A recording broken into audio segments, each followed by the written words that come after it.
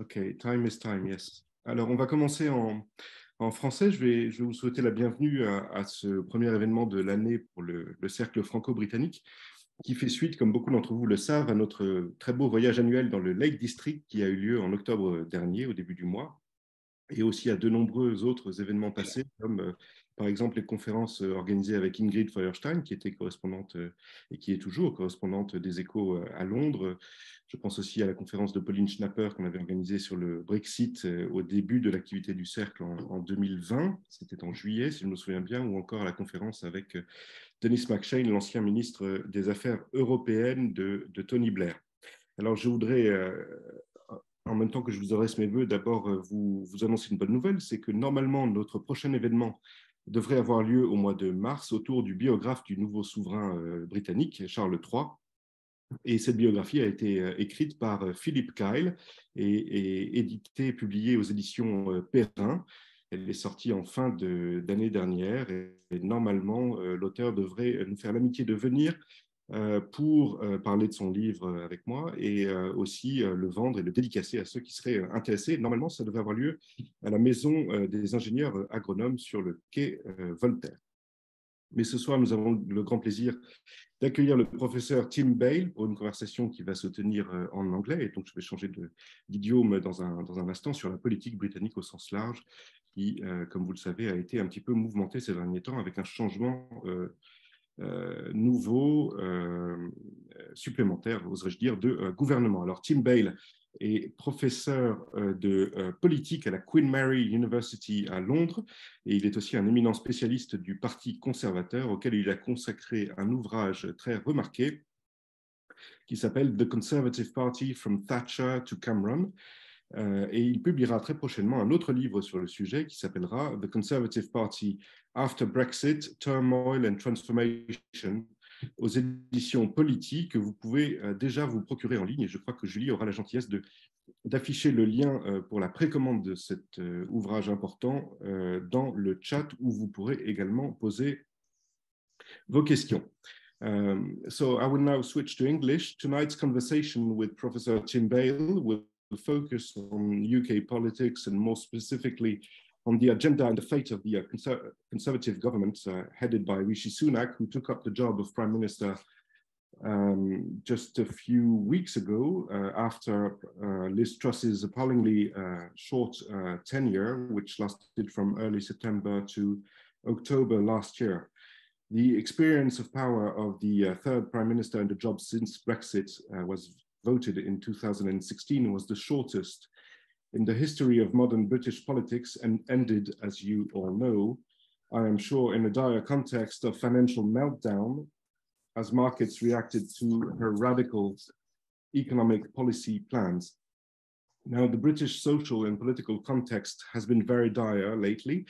A sea of national strikes hammers the country, and energy bills are still very, very high, leading to a historic decline in households' purchasing power, and the Conservatives fall 20 points behind the Labour Party in the polls. At the same time, the UK is struggling with the consequences of Brexit, and the relations with the EU have not really improved, to say the least. The government is accused of implementing a renewed wave of austerity when presenting the budget in November, and the Prime Minister has recently made promises in a New Year's statement, which are already criticized. So we are very happy to welcome Professor Tim Bale to join us. Thank you very much, Tim, for being here tonight. Well, thank you very much for having me, and thank you to all of those who have come to listen, especially in English. My French used to be quite good, but it is nowhere near good enough to participate in a discussion like this, so much appreciated. Thank you very much. Well, perhaps to start our conversation, which should last 30 to 40 minutes in the form of a dialogue and be followed by questions, I'd like to ask you, Tim, if you could give us your sense of what Liz Truss's premiership revealed of the state of the Conservative Party and why, according to you, she has failed so dramatically in late October. Well, I think Liz Truss's victory in the summer of 22 in that leadership contest was to some extent predicated on her willingness to tell Conservative Party members and some MPs what they wanted to hear. They could have, in some senses, everything that Johnson gave them, as well as tax cuts and a degree of liberalisation that some who were always big fans of Brexit believed hadn't yet been achieved. She decided to not only promise that, but actually to try and deliver it, and was inevitably punished, I think, by the markets for putting together a package that wasn't simply unconservative fiscally, but was actually seen as quite dangerous to the stability of Britain's financial system. There was a point at which it looked as if many of the pension funds that so many people actually rely on for their retirement income may be in deep trouble. So something had to be done. There had to be a reversal of policy by the person that she appointed as Chancellor of the Exchequer, Finance Minister, instead of her friend.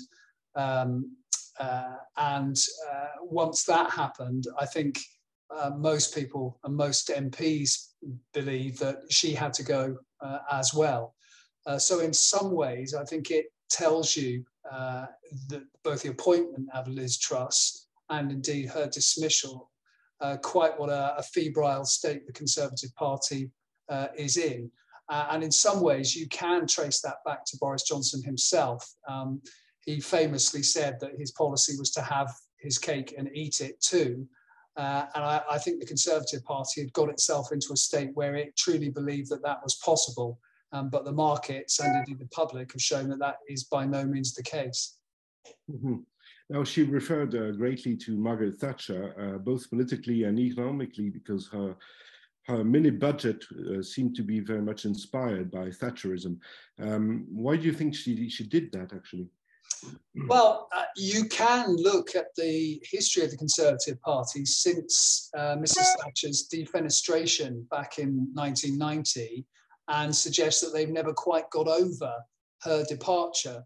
There are many people who yearn, if you like, for the Thatcherite revolution to be rolled forward and were looking for someone who might do that. And Liz Truss, by, to use the phrase that's often used now, cosplaying Margaret Thatcher, in some senses inspired those people who believed that finally here was someone who would give them what they wanted. So you can argue that the Conservative Party has in some senses got stuck and suffering from arrested development, if you like, by harking back continually to this so-called golden age of the 1980s when they won elections and they transformed the British economy. And as a result, they haven't really done a great deal of fresh thinking. And even if you look at Rishi Sunak, and we'll probably come on to him, he is quite clearly as well a Thatcherite. You can suggest actually that Liz Truss was less of a Thatcherite than a Reaganite, in the sense that she believed that, unlike Mrs. Thatcher, sound finance wasn't particularly important, that you could borrow an awful lot of money in order to liberalise and to promote growth, which is something, of course, that is very easy to do when you have a reserve currency like the dollar, but not really very easy to do when you're a small or medium-sized country on the periphery of Europe with its own currency, which is no longer really seen as a stable store of value by world markets. Indeed, yes. And during the financial meltdown, the attention focused a lot on the pound nearing the level of $1, which contributed to the political drama, perhaps. Whereas, of course, Ronald Reagan benefited from a higher currency than the pound in Liz Truss's case.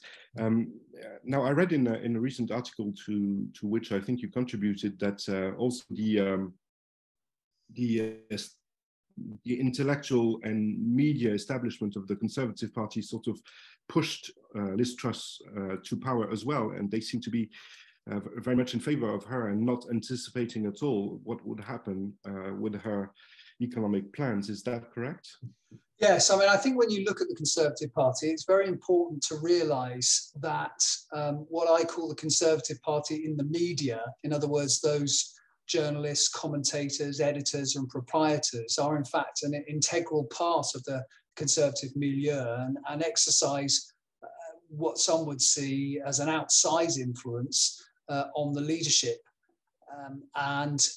Most of those people, the commentators, the editors and the proprietors are in fact extreme neoliberals and also extreme anti-Europeans. So in some ways the pressure they exerted, I think, possibly contributed to the rise of Liz Truss, if you like, and also to a belief that what she was doing was right and proper and perfectly possible. And it came as a big shock, I think, to many of them that the markets, which in some senses they worship, didn't agree. So I think to an extent that people, I think, outside often don't appreciate, because they focus on the MPs or they focus on the grassroots party members. This party in the media, as I like to call it, has to be an important part of any analysis of the Conservative Party and its policies. Now, can we also tell that the party membership, both members of the Conservative Party and also more broadly the voters of the Conservatives are somewhat out of touch with what the general public expects in terms of public policy in the UK? Yes, I mean, I think it's inevitably the case that party members of whichever party one is talking about are, if you like, more zealous, more ideological, more purist perhaps than even the party's own voters, let alone the electorate as a whole. I think when you look at Conservative Party members, they are obviously very unrepresentative demographically. They are far more likely to be men than women. 40% of them are over 65. Around 85% of them are reasonably well-off, middle-class people. The majority of them live in the southern half of the country rather than the northern half. And I think there's an extent to which those demographics feed through to their ideological predispositions as well. You can't simply read the latter from the former, but there is a degree to which that is the case. And certainly when it comes to their social values, if you like, their cultural values, then they are actually pretty small c conservative. They are very strong believers in tough on crime policies. They are very hostile to immigration, for example, it is interesting that means that actually on that scale they're not that far away either from their voters or from voters as a whole, because in Britain most voters are keen on tough law and order policies and tough immigration policies. Where they tend to differ from the electorate is in their views on the economy. They tend to be much more suspicious of state intervention in the economy. They tend to be much more pro, limits on government spending. They're also obviously not keen on higher taxation either. But it's very important to stress actually that the membership is much less, if you like, neoliberally oriented than Conservative MPs. When you ask Conservative MPs the same questions as you ask members in surveys, it's Conservative MPs who come out consistently as very neoliberal on the economy, and in fact slightly more socially liberal than the membership, although you wouldn't necessarily know that from MPs' public pronouncements, because they believe that in order to win votes they have to talk tough on crime, they have to talk tough on immigration, even if in their heart of hearts privately they are rather more socially liberal. So there's an extent to which I think the views of the membership push Conservative MPs towards a more socially conservative position. But I don't think the parliamentary party's neoliberalism, if that's what you want to call it, is driven by the membership. It's actually, Conservative MPs really believing in that small state-like regulation, low taxation, low spending ideology. Mm-hmm. Yes, and we have seen during the leadership campaign, which Liz Truss initially won, and which actually Rishi Sunak didn't win, that those themes expected by the membership were very, very present, and again out of touch from the expectations of the general public. And this leads us to talk about Rishi Sunak. Why do you think he lost initially the leadership campaign, and can you remind us of how he came to power, and if this poses a sort of legitimacy problem to him? Well, let's go back first of all to who Rishi Sunak was. He was parachuted into the Chancellor of the Exchequership, the Finance Ministry, by Boris Johnson just before the pandemic began, and became actually very popular with the public during the pandemic because he was the man who was handing out public money to support people through the COVID-19 years. The shine rather went off him, however, in the spring of 2022, just when things were getting very difficult for Boris Johnson, because he too was involved in Partygate and received a fine from the police, like Boris Johnson, and because it was revealed that his incredibly wealthy wife had avoided paying as much taxation as perhaps people thought she should have paid by registering as a non-domiciled citizen, which meant that her tax bill was considerably reduced. So she possibly saved, tens of millions of pounds by doing that, and people felt that was unfair. It was also revealed that both he and his wife had, until fairly recently, held green cards, which would allow them to live and work in America.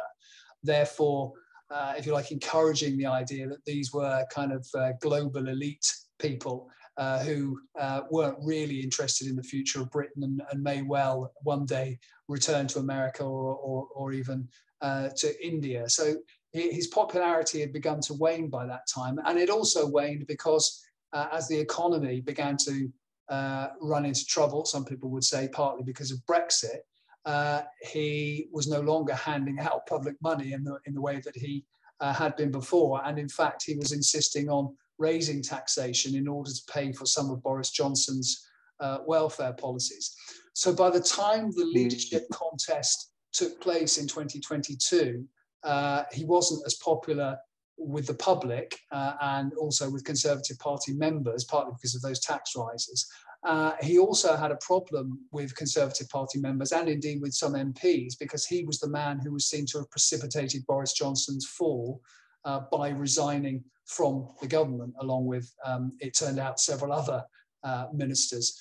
So really the leadership contest in the summer came at the wrong time for him. And he didn't really play it particularly well either, because I think he believed that the party membership would respond to a bit of tough love, a bit of honesty, rather than being told what they wanted to hear.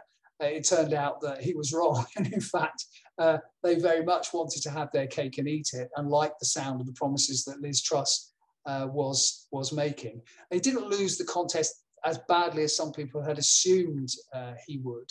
But that meant that when Liz Truss imploded, partly because she did things that he said during the leadership contest would be dangerous to do, he was in quite a good, if you like, moral position to take over. There was a possibility that Boris Johnson would have come back and indeed did return from holiday in order to, fight a leadership contest. But in the end, I think Boris Johnson realised that he probably at that time would not make it through a membership vote, so decided to keep his powder dry, as we say.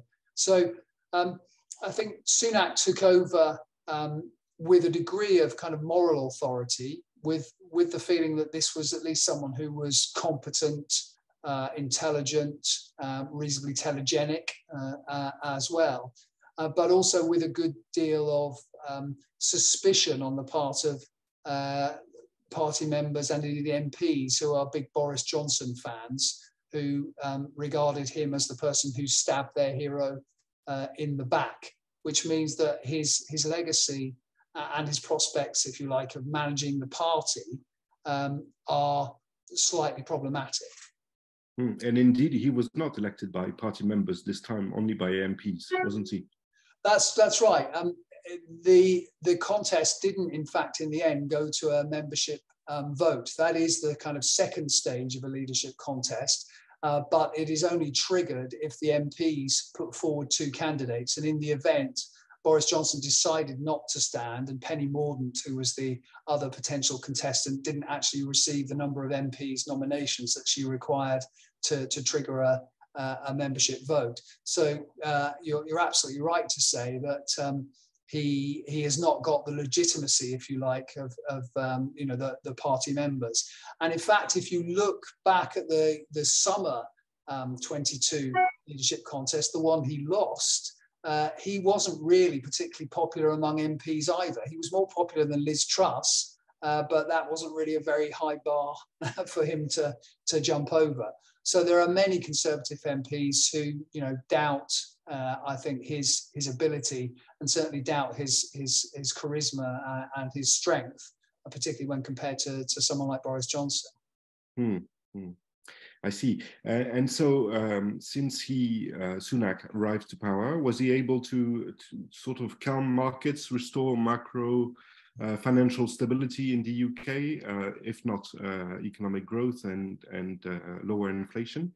Well, I mean, I think some of the work was already done in the sense that Liz Truss had appointed Jeremy Hunt to replace Kwasi Kwarteng, her original pick for Chancellor.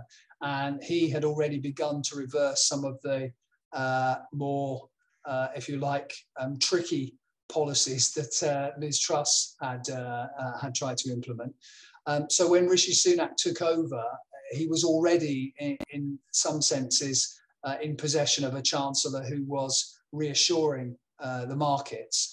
There was a brief hiatus before they introduced what was called an autumn statement, which was effectively a budget in November. And that budget seems to have ensured that the markets now at least believe that the UK is not a financial basket case. Whether it will help the economy grow, however, I think is much more of a moot point and an open question, because as you said in your introduction, some people see in that budget, in that autumn statement, the reintroduction of the kind of austerity policies that we saw the government carry out under David Cameron and George Osborne between 2010 and 2016. And maybe we can discuss whether that accusation, if you like, is in fact the case. But certainly when it comes to growth, I think you'd have a hard time suggesting that Rishi Sunak is going to do very much about that. And certainly most forecasters see the British economy shrinking by just over 1% in this year, and possibly beginning to recover, albeit rather anemically, at the end of the year, at the beginning of next year, which of course doesn't really leave much time for the government to suggest that things are back on track before it has to go to an election. Is that the so-called dead cat bounce that some observers refer to? Yes. I mean, I think getting rid of Liz Truss was obviously a necessary condition of Conservative recovery, but it wasn't a sufficient condition.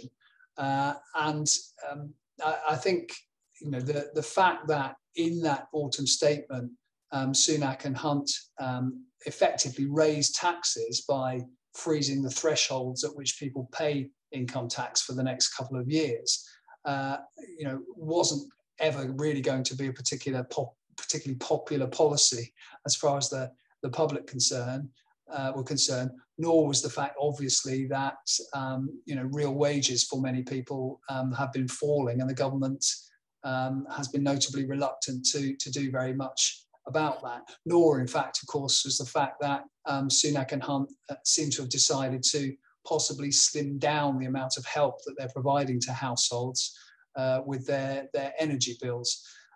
It is the case, however, that Rishi Sunak himself is rather more popular than his party. So although the Conservatives, as you suggested, are around 20 points behind the Labour Party now, the Conservatives are on around 27 points, and the Labour Party is on around 47 points. Rishi Sunak's numbers are rather better than that. And on some criteria, for example, who would make the best prime minister, he seems to have the beating of Keir Starmer, the Labour Party leader. So it's not all bad news for Rishi Sunak, but it isn't still particularly good news for the Conservative Party. Bringing him in doesn't seem to have really, as you suggested, give the party much of a bounce, at least not yet. Let's focus a little bit on the budget, if you don't mind. Do you really think this budget equates to a renewed austerity period? When you look at the rather equitable or more equitable measures that it includes? Yes, I mean, I think it is fair to say that it is austerity 2.0, but that means that it's not austerity 1.0 in the sense that any austerity is being done differently, I think. If you look at the austerity between 2010 and 2016, a lot of that had to do with cutting public subventions to local authorities. We have a very centralised finance system here, and a lot to do with cutting people's access to welfare benefits as well. Now, that hasn't happened this time around. Local government is going to be allowed to raise more money via something we call the council tax, the local tax, and welfare payments have not been cut, and indeed they've been increased to cope with inflation. Where we are seeing austerity, however, is in pay settlements for the public sector. And this, of course, has consequences for industrial action taken by any number of trade unions now in the public sector.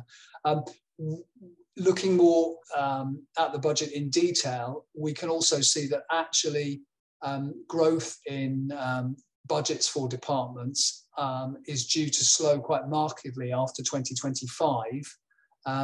But it isn't happening now. So in the sense that we're not slamming headfirst into austerity as we did in 2010, then there is a difference.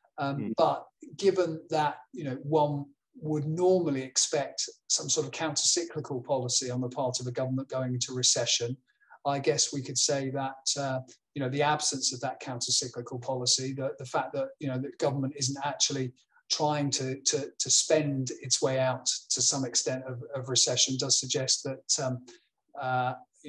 there is if you like, a fine line between what Rishi Sunak would say is sound finance and what the government's opponents would say is austerity.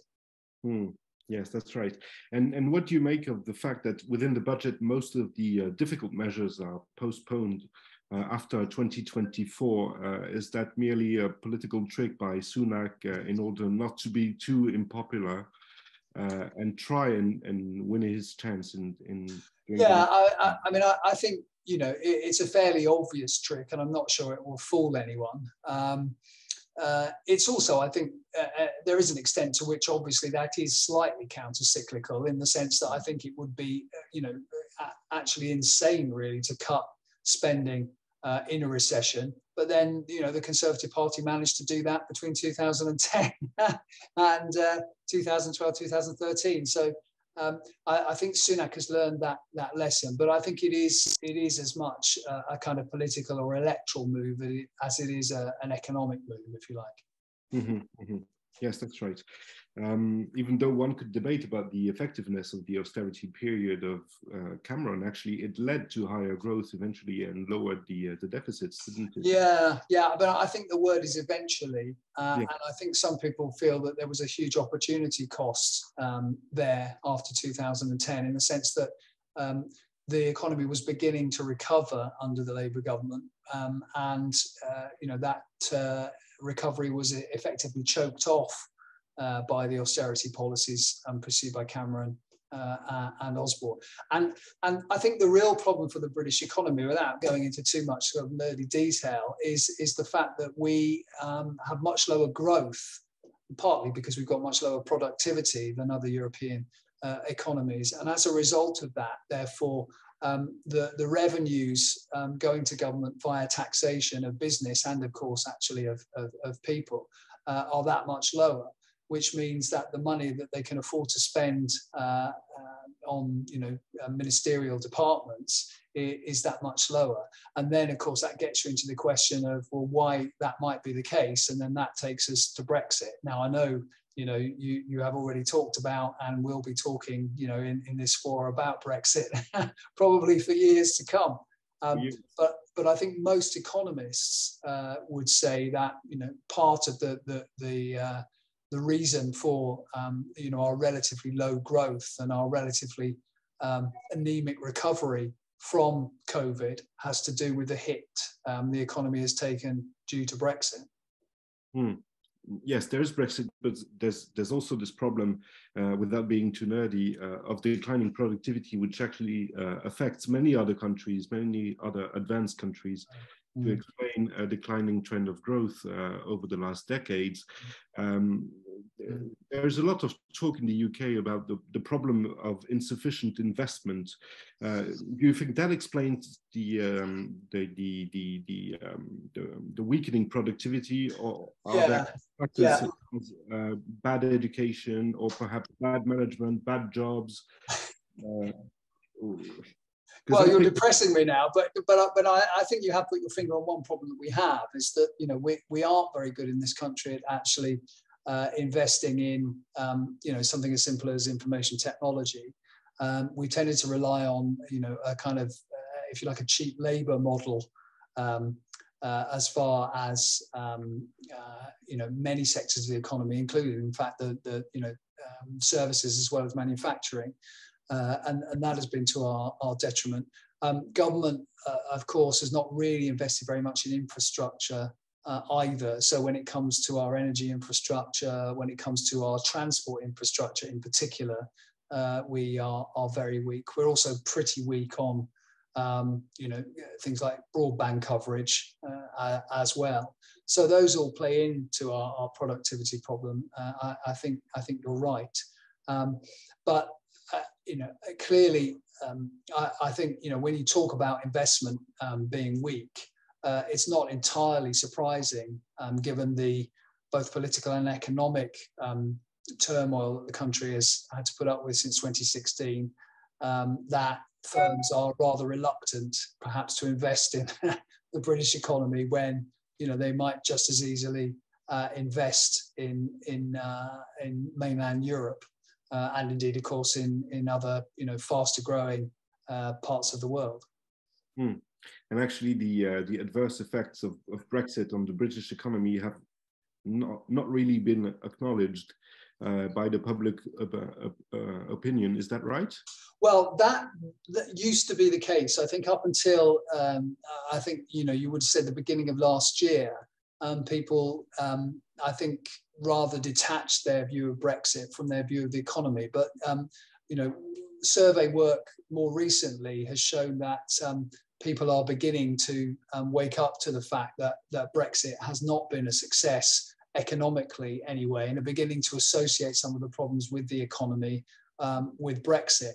So that when you look at what's driving the decline in popularity of Brexit, and indeed the increase in the number of people who think that we made the wrong decision and or think that we should rejoin, you can see that a lot of that is now driven by feelings about the economy, as well as by other things like the fact that a lot of people voted for Brexit, as you know, and many of people listening will know, because of immigration, and yet immigration doesn't really seem to have declined in the way that they were promised. So I think it's a very good question, but I do think now that the economy and Brexit are increasingly linked in the public mind. The problem for the Conservative Party, I think, and indeed for Rishi Sunak, who was, after all, quite a kind of zealous Brexiteer, is that not only can they not really admit that publicly, I'm not even sure that they can admit it to themselves. The psychological cost of doing so and the ideological cost of doing so would be too much. So there's a kind of sunk cost in some ways, a sunk cost fallacy about Brexit in the Conservative Party. And that doesn't really help them arriving at a better solution to our relationship with the EU. And that's something obviously you might want to talk about a bit later. Of course, yes. But just to focus on the numbers of people actually, having different opinions on Brexit, since we talked about this, does there exist now a majority in the UK of people thinking Brexit was a bad idea? Yes, and actually that's driven by two things. One, it's driven by people who didn't vote in 2016, either because they just didn't vote or because they were too young to vote. But it's also increasingly, interestingly, driven by people who did vote for Leave but have now changed their mind. And that, in fact, is one of the primary drivers now of that change. So there is now quite a large majority of people. I think it's something like, it's roughly, I think, 57 to 43 thinking that Brexit was the wrong choice, which is, a very marked change from what we saw, for example, in 2021. There is also theoretically a majority of people saying, or at least a plurality of people saying that we should rejoin the EU, but I don't think that is actually very likely. And in fact, even some people who say that, I think, wouldn't want to go through the agony of that process, even were the EU to want us back. And I'm not sure that is the case. That's indeed one important precondition. Yeah. And surely the topic of a next conference for us, but yes. Not just yet, but probably in a few years' time. Yeah. Now, turning back to the UK political and social climate, as we all know, I mean, there is a sea of strikes across the country, from nurses to rail operators to teachers to other civil servants, I think. Can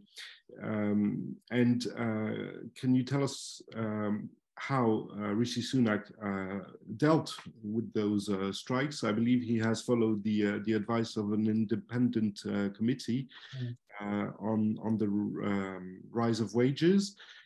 Should he go further than this and move on pay? Well, the government continues to trot out the line that the workers in the National Health Service, for example, it will also be the case with teachers and other public sector workers, have been made offers according to what they call the independent public pay review bodies. In fact, those bodies aren't really particularly independent in the sense that their remit obliges them to take account of the fiscal envelope that the government presents them with. So if the government, to put it bluntly, tells the independent pay review body that, the budget for a particular area cannot rise by more than X percent, it's unlikely to recommend a pay rise, that breaks through that threshold. The problem for the public sector workers is that not only are their wages currently having trouble keeping up with inflation, which is running at around 9%, and the pay offer is around 2% or 3%. But that actually, if you look at research done looking at their pay since 2010, it's been gradually been eroded over time. So that actually many public sector workers are seeking not just to kind of meet the demands of the everyday cost of living crisis that we're going through, but actually to catch up with what they've lost over time. And public sector workers are looking at the private sector, where wages increases are at around 6 or 7%, and feeling rather aggrieved that their pay offers are not coming anywhere near matching those. So Sunak, however, is being very hard line on this, I suppose Thatcherite in a way, he would say, standing firm, refusing to discuss and refusing to allow ministers to discuss pay. So we have this absurd situation where ministers are saying, my door is always open if the unions want to come and talk, as long as we don't talk about pay. But since the main issue is pay, unsurprisingly, the unions are rather sceptical about that offer. So I think it will be very difficult. Anyone who has friends, family in England or has visited England recently will know that there is a widespread perception in the British public that nothing works anymore in the UK. There are extremely long waits for healthcare. The public transportation in terms of trains is beyond a joke at the moment. So we have a feeling that something has to be done, and there is actually quite a lot of support for many of those public sector strikers, particularly those in the health service, obviously, who stood by everybody during the COVID crisis. So nurses, ambulance workers, paramedics, doctors, for example, and junior doctors may go on strike as well, and indeed actually for teachers. There's less support for railway workers, but still quite a surprising amount of support given how much they're disrupting people's travel. So I think it remains to be seen who is going to, quote unquote, win this dispute. It may be that there are no winners, and I'm not sure that those Conservatives who think that standing up to the trade unions will be popular with the electorate are right. It may be popular with some Conservative voters and Conservative members and Conservative MPs who are always very sceptical about unions, but I think most people in the public simply want this thing to be sorted out. Mm. And so do you think the government is actually betting on the social movement to deflate and disappear? But actually, isn't this a risky bet? Because, people seem to be very much angry. And also the strikes actually contribute to lower growth in the UK. So yes, yeah, I think that's a really good point. I think you put it perfectly, actually. I think, they are, making a rather risky gamble.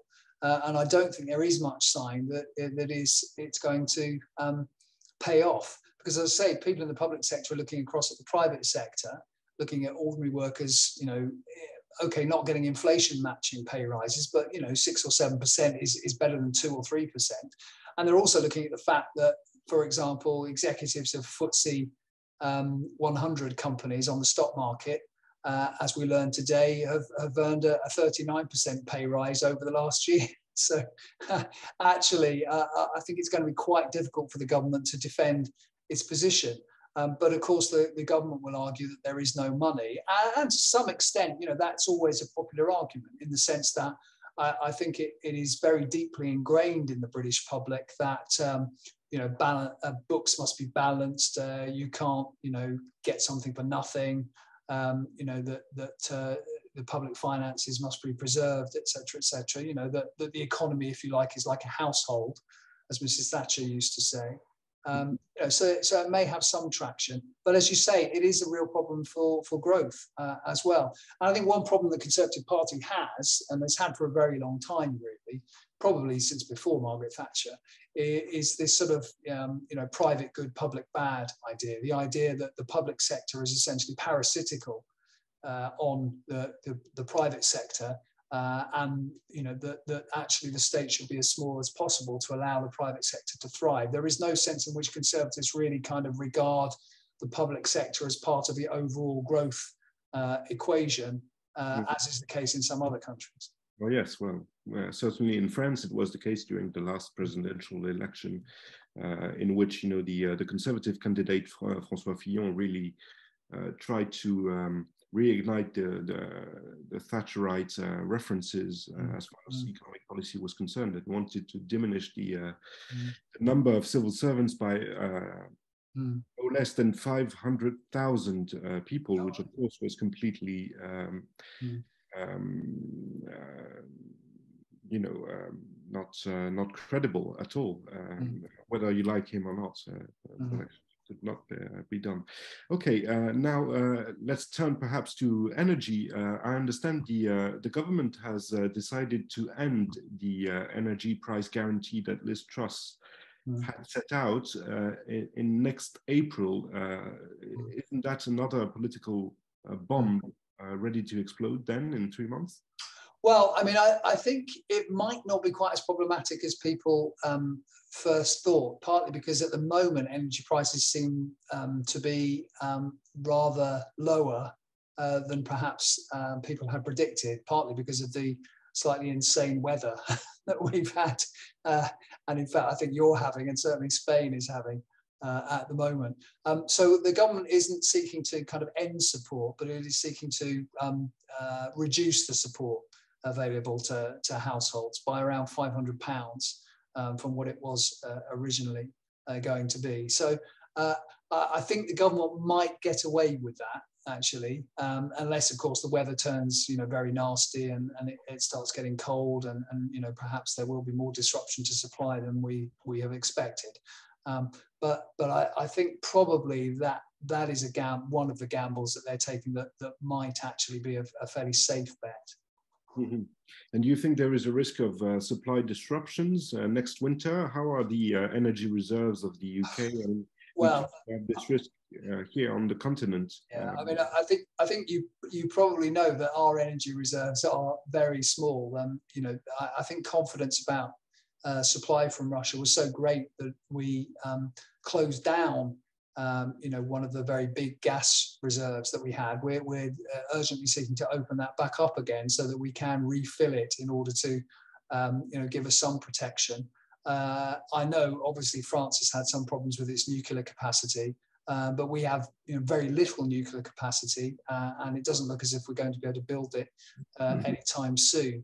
The government has now relented on onshore wind, so we're going to be able to produce rather more of that, and that is quite a big resource for the UK. But of course, we do need backup supplies as well. So we aren't in a very good position, partly because we now rely obviously on our interconnectors from Europe, and if you, speaking as Europeans as a whole, run out of energy, then you're not going to be particularly keen to supply it to us. And also, where we might get it from Nordic countries like Norway, well, that's all well and good. But if, the EU 27 countries want it from Norway and are prepared to offer more money, then it's pretty certain that Norway will supply to continental Europe rather than to the UK. It has no obligation to help us out. And to be honest, we don't have very much facilities to be supplied by the Americans either in terms of LPG. So, we are pretty vulnerable. So there's no special relationship with the US in terms of LPG? No, not as far as that goes. I mean, I think they might be willing to help us, but I don't think we have the capacity to actually store all the stuff that could get us out of that hole. So we are very vulnerable. Okay. So maybe the only special relationship that exists is the one that Rishi Sunak used to have with his green card. Yeah, good way of putting it. Yeah. Okay. Now, of course, the government only has 2 years to operate, to conduct its agenda. Obviously, he has no interest, speaking of Sunak, to call general elections before, correct me if I'm wrong, before 2025. How do you think he will fare broadly, and what do you think his chances are to win the next elections? Well, I mean, as we often say here, prediction is a mug's game, but I think it's quite unlikely, given how Liz Truss managed to, completely crater the Conservatives' opinion poll ratings, which were already quite bad before she came along, that the government will be able to recover in time. It can go till January 2025, but I think it's unlikely that it will go that long. I think we'll probably see an autumn 24 election. the only saving grace or straw to clutch at for the Conservatives is that Labour did so badly in 2019, it was its worst defeat since 1935, that in fact it requires a very big swing away from the Conservative and towards the Labour Party in order for the Labour Party to win a very, very small overall majority. So Keir Starmer's got his work cut out, I think. Having said that, to counter that, as in most countries in Europe, voters are far more volatile than they used to be, far more willing to switch between parties, between elections. And, there is no great party loyalty. So, I think, a complete reversal of fortune is entirely possible. I think Rishi Sunak is just hoping by sort of quiet, calm competence that, some of those voters that Conservatives have lost will return to the Tory party. I think that's possible. He's also, I think, banking still on those kind of culture war issues like immigration and the so-called war on woke to help him win back some of the Conservatives, working class, those educated supporters. And there may be some mileage in that, but there is an awfully big gap, I think, to make up. And although, as I said, he's quite telegenic, he's obviously, fairly competent, fairly intelligent. I'm not sure, he exudes the kind of charisma or authority that a leader needs, nor you might say does the Labour leader Keir Starmer. But on the other hand, the Conservatives have really made such a mess of things in recent years, and after all, will have been in power for 14 years by that time, and be seeking a fifth term, that it seems to me unlikely that we will have a Conservative government after the next election. But, famous last words. I mean, if you remember the 2019 election, in the European Parliament elections a few months before that, the Conservatives were down to just 9%. And yet they came back to win a huge majority in the general election in December. So, politics is very, very febrile at the moment. And perhaps Boris Johnson will think he has a chance then in 2 years. We'll see to that. Certainly on paper, Labour has a chance, but what is really missing to the Labour Party in order to be more attractive? I mean, it seems that it's effective in contesting the Tories, but do people really understand what Labour stands up for now? No, I mean, I think that still is a work in progress, but I think that's always the case for oppositions. I think oppositions are always in a sort of catch-22 situation in the run-up to any election, in the sense that they don't want, I think, to talk too much about concrete policy or promises, because they will be A, attacked for them, or B, if they're not attacked, those policies will be stolen by the government and therefore won't really do them as much good as perhaps they would have done. I think they have also got a slight problem with their leader in that he's not, seen as particularly authoritative or particularly charismatic by voters. But then again, if Sunak is seeking to make the election about, calm, competence, etc., then Keir Starmer is in a reasonably good position in that respect. So I think if you look at what Keir Starmer's done for the Labour Party, it is quite impressive. I mean, I don't think many people would have given him a chance of winning the next election when he first took over, because the deficit he was trying to make up was so huge.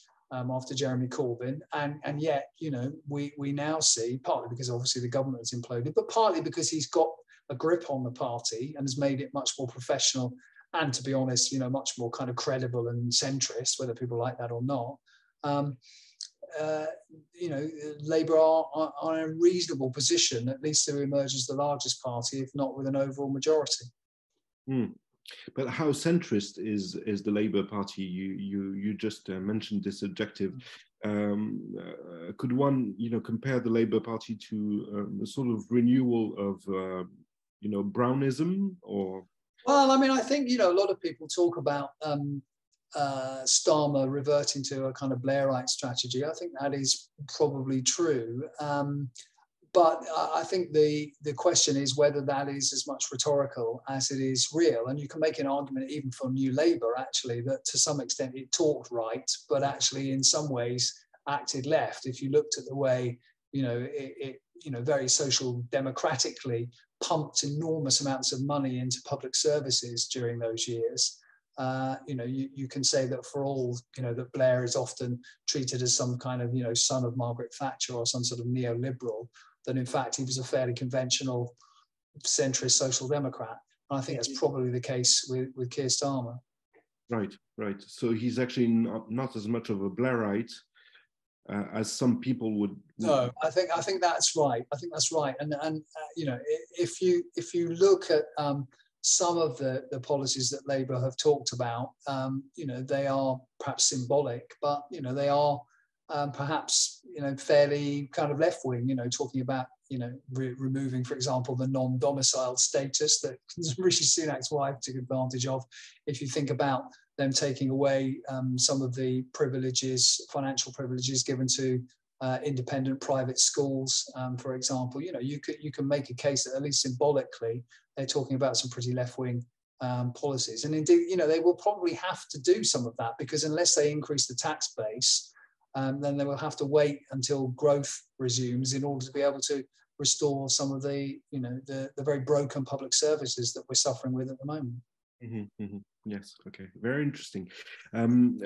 Before turning to the Q&A session, I know many people would want to ask questions. I'd like to ask you a very last question about Brexit again, if you don't mind, about the UK-EU relations. Do you think there is a chance that those will be improved before the end of the mandate? We have seen that there were some openings with James Cleverly going to Brussels, meet the Vice President Šefčovič of the European Commission, and the bill that Liz Truss had put forth in Parliament to remove the Northern Ireland protocol seems to be now stalling. So. Yeah, I mean, I think Sunak is rather more pragmatic on Brexit than his predecessors, for sure. I think, however, he is rather hamstrung by the parliamentary party, which does contain some Brexiteer ultras who will, eschew any opportunity for compromise, who regard any compromise, for example, on Northern Ireland, which still sees the European Court of Justice playing a role as, Brexit in name only, and therefore, something that they simply cannot live with. On the other hand, it is possible that actually, the bulk of the Conservative Party, while not moving away from its support for Brexit, just wants to, get the thing over with so that they can actually, turn their minds, if you like, to, exploiting some of whatever they see as the advantages of Brexit. But to be honest, I mean, I can't see much improvement. We may get a compromise on Northern Ireland, but that isn't really going to do very much in terms of making trade frictionless between the UK and the EU more generally. I mean, I just think we've made this decision to leave the single market and the customs union. There isn't very much enthusiasm, I think, on the EU side, and there certainly isn't any enthusiasm on the Conservative Party side to do very much about that. So I think we are where we are on that. I think we will see some dialing down of the rhetoric, which is always helpful, but whether it will actually result in much, I'm rather, sceptical. Right. I couldn't agree more. Well, thank you very much, Tim. I think it is now time to turn to the questions. Surely one of the two Céciles has one. I think Cécile Conaré has one. Cécile, yeah. Thank you very much, Tim. So my question is, what's the future of the Conservative Party given the demographics that you touched upon?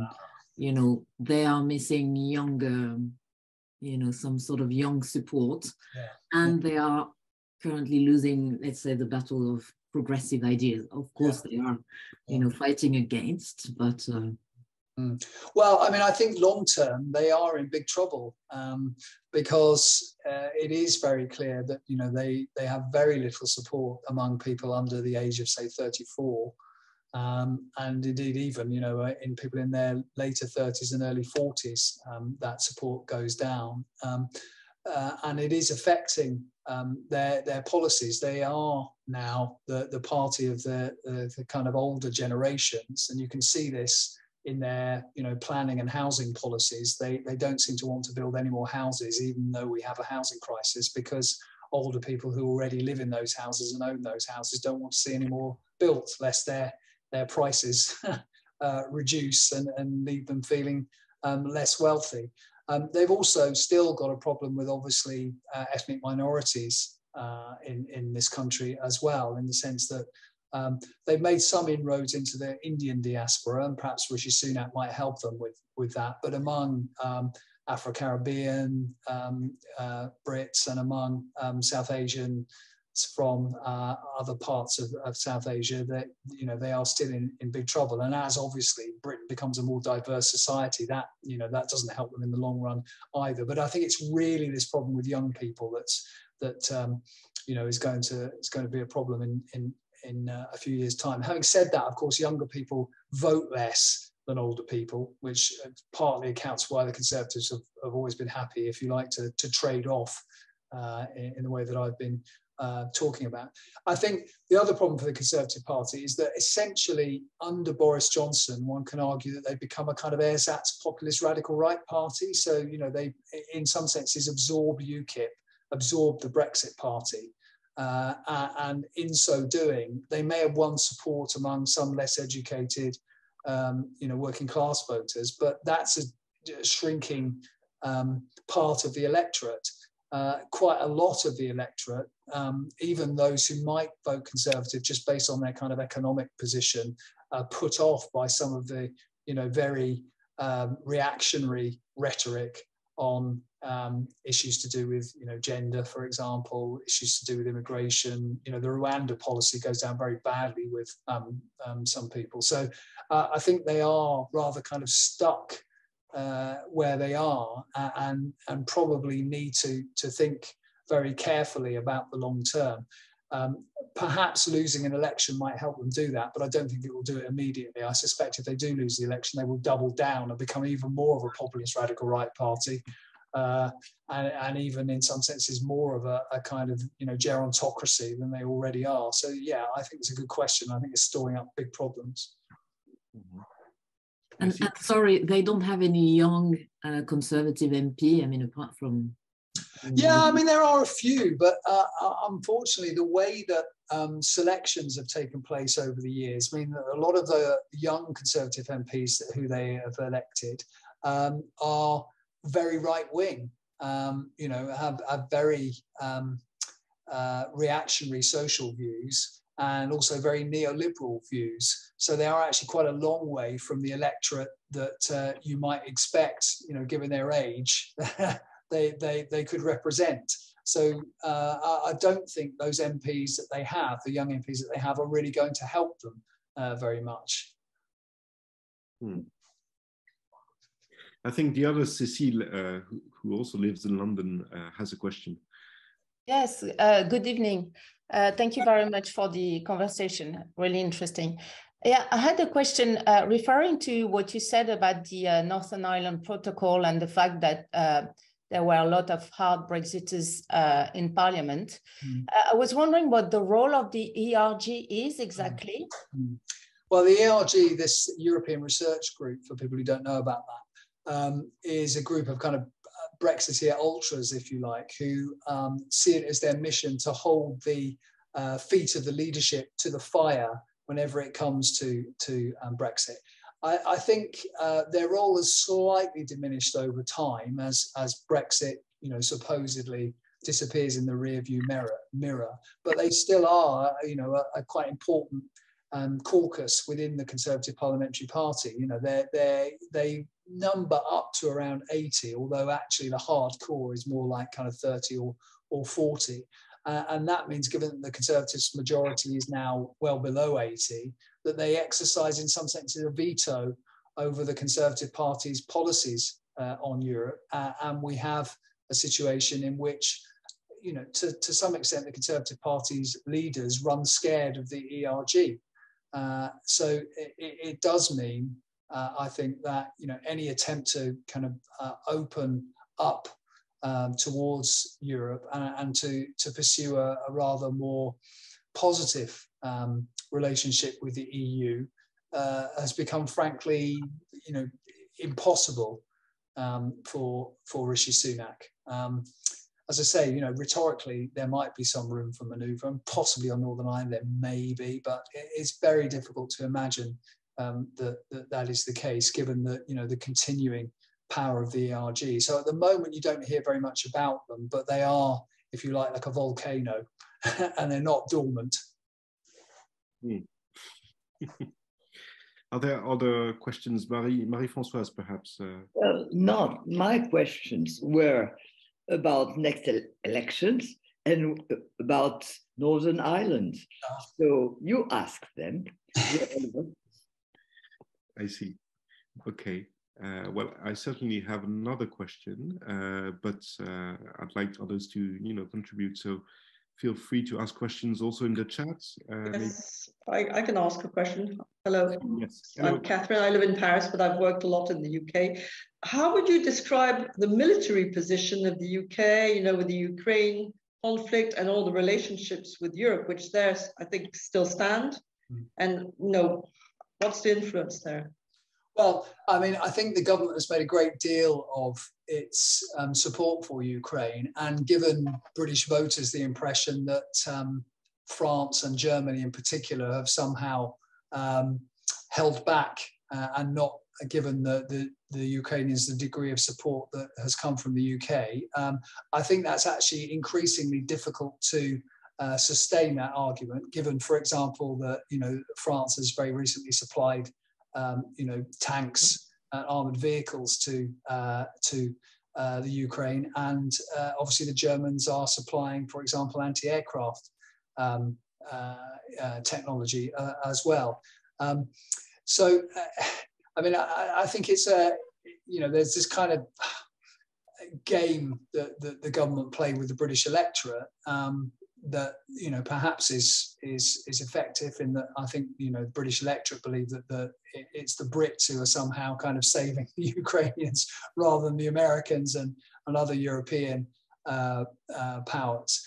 I think, you know, when you look at, you know, the long term, if you know, absent Ukraine, then clearly you know, the British government does believe still in this idea that somehow we must punch above our weight, to use that phrase, and we must commit to, you know, spending more on defence. And indeed, ironically, even though we've left the EU, you know, we should be cooperating more, obviously, with France in particular and Germany, and building on the defence agreements we already have, particularly with France. So.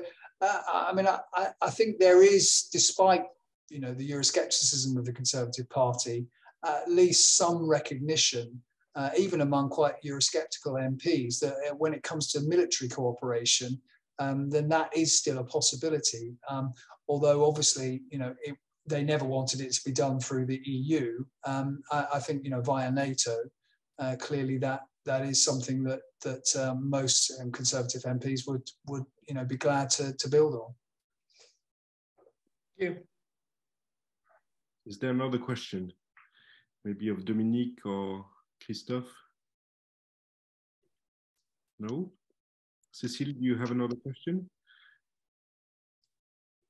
No? Well, we've covered quite a lot. Yes, we have. But I do have another question. Okay, all right. About what you mentioned about the ethnic minorities. If I understood you correctly, you said basically the Conservatives are not that attractive to ethnic minorities. Now we have seen over the last years, starting with Cameron and, you know, pursued by Boris Johnson, that the party was making a lot of efforts to include more ethnic minorities as MPs in the UK. So in your view, has this created a sort of backlash? That's interesting. I mean, I don't think it's created a backlash among Conservative Party members. Although I think there is a distinction to be drawn when we do surveys of Conservative Party members between their views as to, the importance of having more ethnic minority MPs generally, and, for example, their views on whether those MPs should be Muslim or not. There is a kind of hardcore, I would say, of Islamophobia within the Conservative Party membership, but it's only, some people would say it's bad enough already, but only around 10-15% of people. But I would go so far as to stick my neck out and say that I think it would have been difficult for a politician like Sajid Javid to become leader of the Conservative Party, also from a South Asian background. Whereas it wasn't impossible, clearly, for Rishi Sunak to do so. But if you look at the Conservative Party's leadership, then it looks like ethnic minorities are actually quite well represented. But as you go down through the Conservative Party's ranks, so from the leadership, to the cabinet, to the front bench, to the parliamentary party, to the membership, and then to the voters. At each stage, you see fewer and fewer ethnic minorities, and I think that is a problem. So, in the shop window, if you like, it looks pretty good for the Conservatives. But actually, if you look beyond the shop window into the store itself, and then into the the storage behind the store, there's not a great deal there. Now, clearly, the party will have to do something about that, and it has tried. But I think, in part, the rhetoric around immigration, I think, is always a problem for Black and minority ethnic people in this country. It may well be directed, as it was, for example, a few years ago, towards Polish plumbers, for example. It may well be now directed towards particular groups like Albanians or whatever. But if you're from an ethnic minority, I think what you hear is something quite different.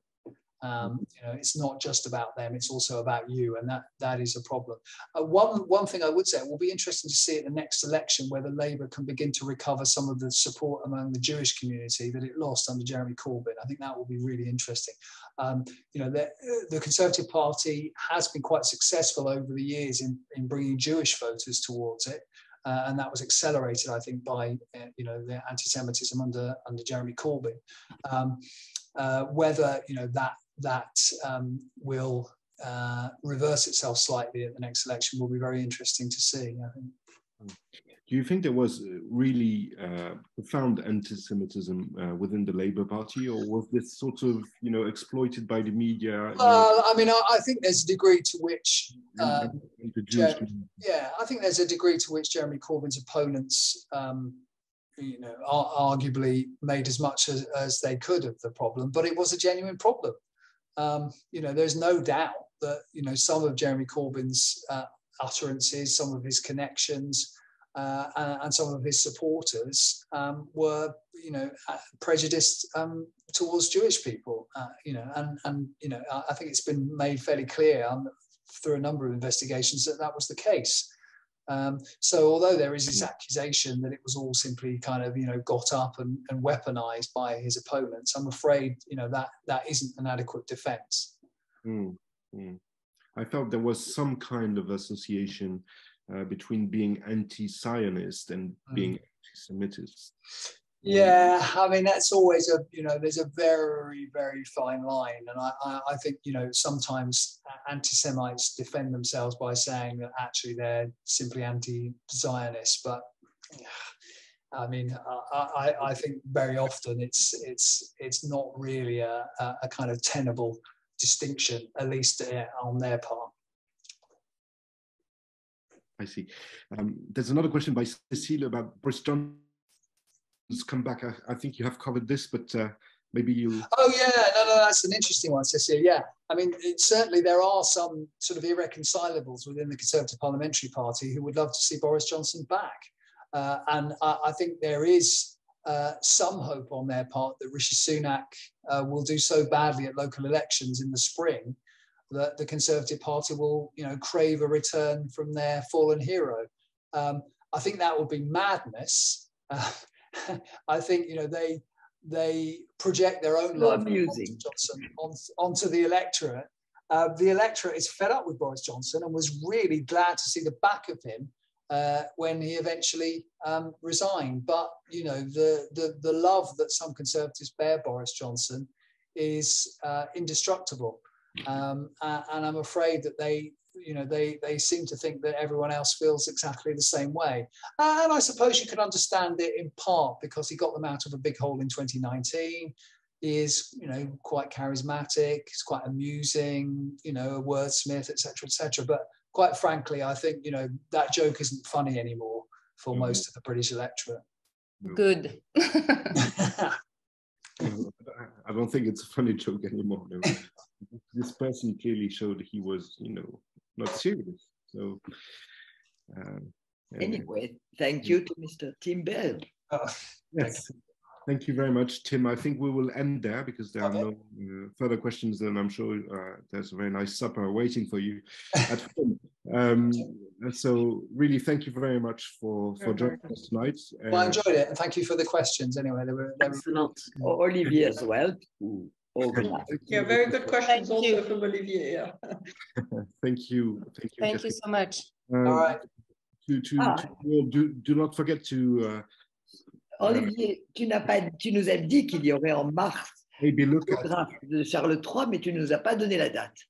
Yes, je n'ai pas donné la date parce que je ne la connais pas encore. Elle est en négociation avec l'auteur, Philippe Kyle, dont vous pouvez déjà acheter le livre. Néanmoins, j'espère qu'il va accepter. Son éditrice m'a dit qu'il accepterait. Donc, il faut trouver la date et le lieu. Et en attendant, je vous invite à le livre de Tim Bale qui est en lien dans le apparaître. Oui. C'est le tout premier message. C'est un livre à paraître au mois de mars. Et personnellement, je le suis déjà offert. Voilà.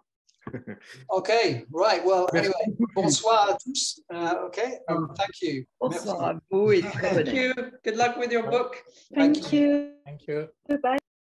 Bye.